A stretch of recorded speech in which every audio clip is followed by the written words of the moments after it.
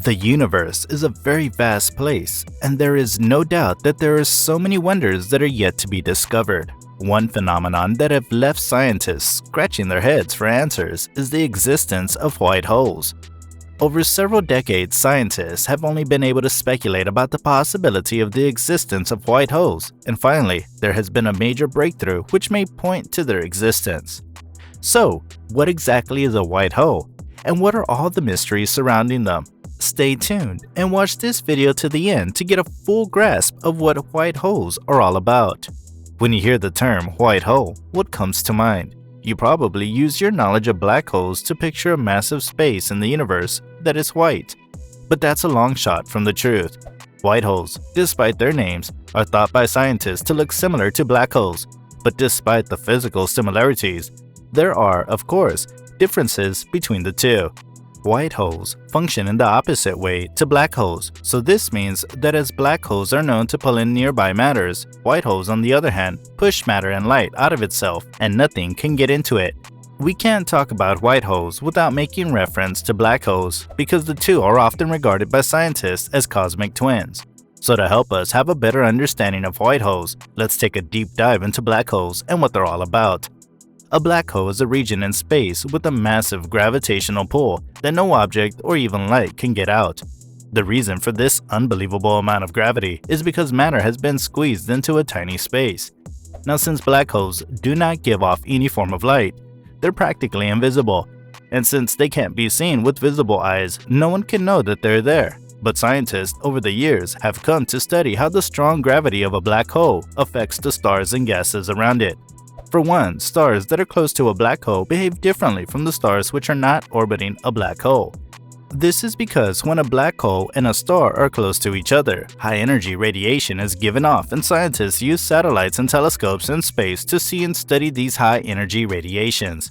Another interesting thing about black holes is that they vary in size. They can be as small as an atom or as large as millions of suns joined together. Although the smallest black holes are said to be as tiny as an atom, their sizes shouldn't fool you. These types of black holes have the mass of a large mountain. Another type of black hole, known as stellar, can be up to 20 times the mass of the Sun. These black holes pack more than 3 times the mass of the Sun into a space as big as a city. This then creates a huge amount of gravitational force that pulls objects in. Stellar black holes also keep growing in size by consuming dust and gases from surrounding galaxies. Then there are the largest kinds of black holes, which are called supermassive. Well, by their name, you should know that they're pretty massive. To give you an idea, the supermassive black holes are as big as millions or even billions of suns combined. If you ask me, that's incredibly large. Scientists are not really sure how supermassive black holes came to be, but they believe that they might have resulted from the merging of hundreds or thousands of tiny black holes. Scientists have also come to prove that every large galaxy contains a supermassive black hole at its center. The Earth's galaxy, called the Milky Way, contains over 100 million black holes, and at the center of the Milky Way itself is a supermassive black hole known as Sagittarius A. This black hole has a jaw-dropping mass of about 4 million suns and would comfortably fit inside a very large ball that could hold a few million Earths. Also, according to NASA, the Sagittarius A is approximately 26,000 light-years away from the Earth. This makes it impossible to reach there in your lifetime, even if you wanted to. Also, you can breathe a sigh of relief because there is no black hole close enough to our solar system, so our planet isn't falling into one anytime soon. Now this brings us to the next question. How exactly are black holes formed? Well, the most common known way black holes are formed is by stellar death. When large stars are about to die, they go out with a massive explosion called a supernova. Such an explosion causes part of the star to blast into space but leaves behind a stellar core. While a star is alive, nuclear fusion helps to create a constant outward push, which helps to counter or balance the inward pull of gravity created by the star's mass. But a stellar core remaining from a supernova has no such force to counter the gravitational pull, and this causes the star to collapse in on itself. A black hole is then formed if the mass collapses into a very small point. You also don't need to worry yourself about our sun turning into a black hole. This is because it's just too small to achieve such a feat. Usually, very large stars that are at least 10 to 20 times as big as our own sun have the capacity to form a black hole. Smaller stars like our sun will mostly cool to form white dwarfs. And even if by chance a black hole as big as our sun was to take the place of the sun, the Earth would not still fall in, but instead orbit it along with our planets. Now that you have a fair idea about black holes, let's move on to white holes. To give you an understanding of what white holes look like, take a moment to imagine that you're on a spaceship that's exploring outer space. And from afar, you observe a region which looks like a black hole. It has mass and contains a ring of dust and gas gathered around it. But as you keep watching, you see objects and light coming out of the hole. Voila! You just discovered a white hole.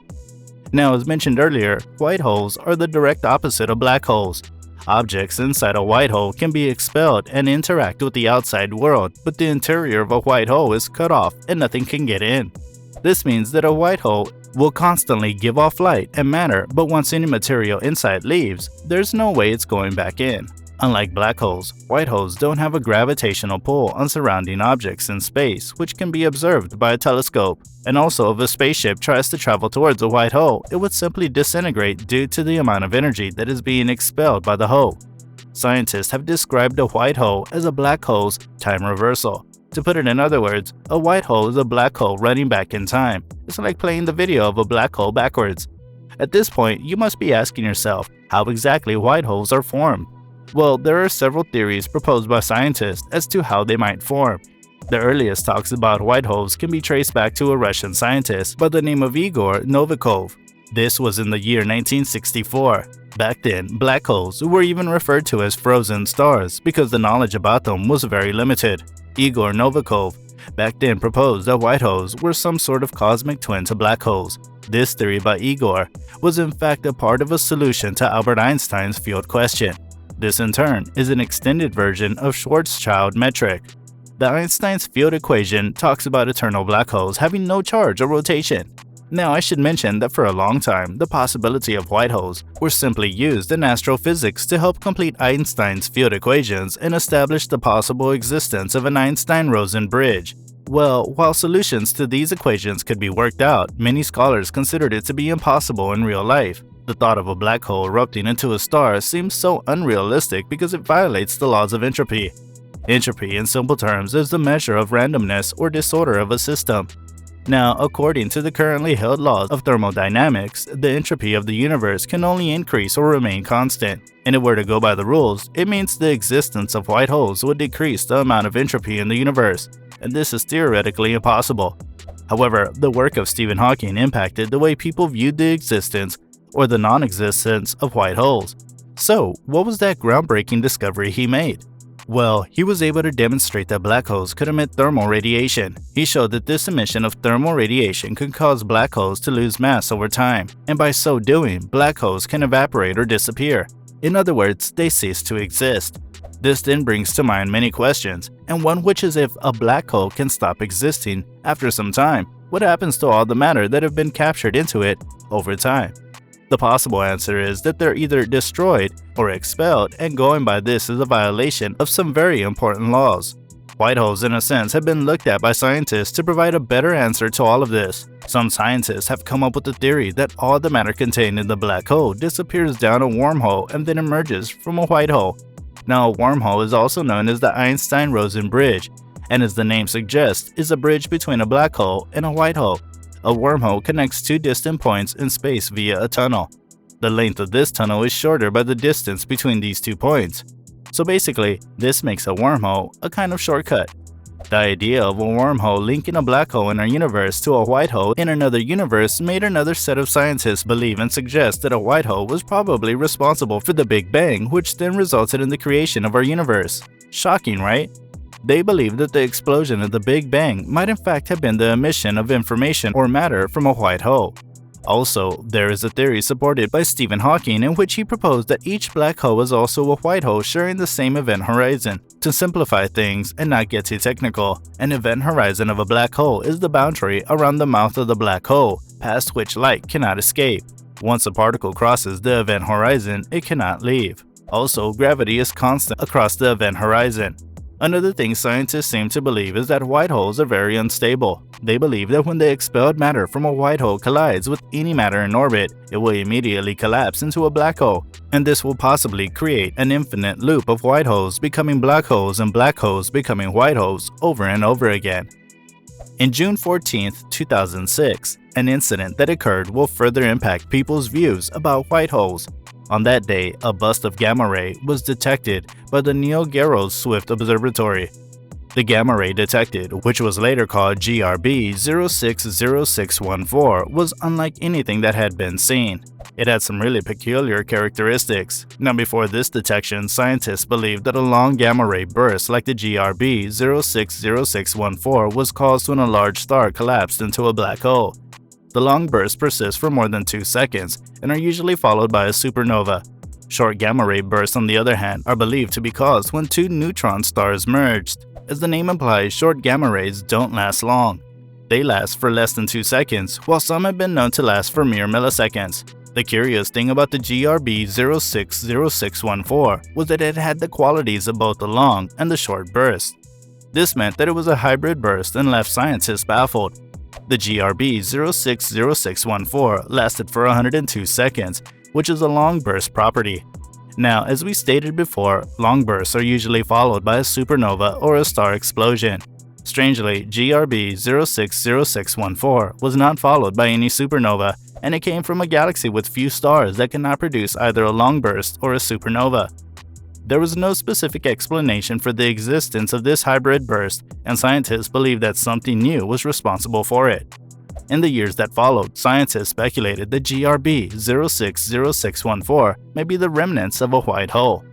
Aside from the GRB 060614, there has not been any other phenomenon close to a white hole that has been physically observed. The concepts of white holes have all been purely theoretical, but even though many scientists view the white hole as a mathematical theory, others have high hopes that the existence of white holes would one day be proven. When you think about it, Albert Einstein predicted the existence of black holes in 1915, during the time he published his general theory of relativity, and it wasn't until around 1971 before the first black hole was identified. So it's possible that in the near future, a white hole might just be spotted in space. But then again, a white hole might be just right under our nose, and we wouldn't know because of the similarities it has with the black hole. That's all I've got for you on this video. Hey you, yeah you, did you like the video? Great, we've got another one for you that we guarantee you'll like. And all you have to do is click on the screen. It's free and without any hidden fees, but you have to click on it fast because this message will self-destruct in 5 seconds.